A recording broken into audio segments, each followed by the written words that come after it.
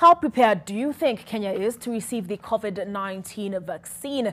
Can you trust your country to get the vaccine to you? Well, as the world gets excited over the prospect of vaccines being available as early as this December, the World Health Organization says Africa could have to wait much longer for the simple reason that African countries are not prepared for the vaccine. What does this mean for the continent? Anita Nkonge explores.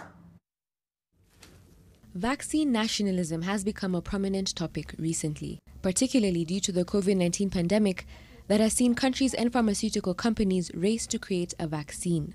So far, 3 vaccines have showed promising results when it comes to efficacy.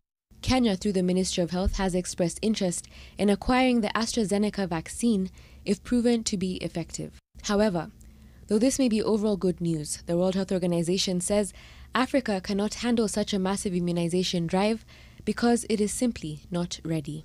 The average readiness score is 33%, which is well below the desired benchmark of 80. This is, however, assuming that African countries even get a share in the vaccines.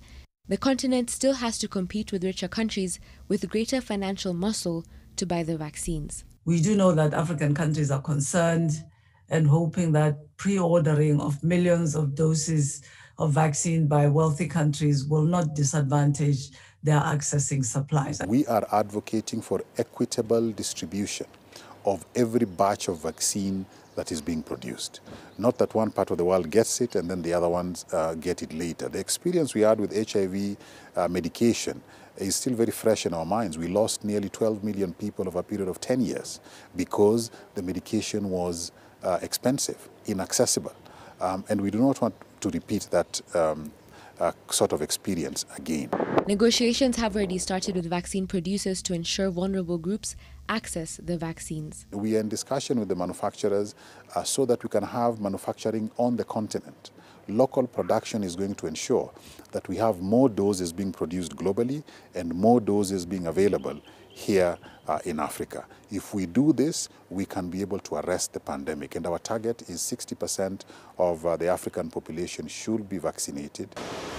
In the meantime, Africans are urged to continue observing safety measures. Anita Nkonge, NTV.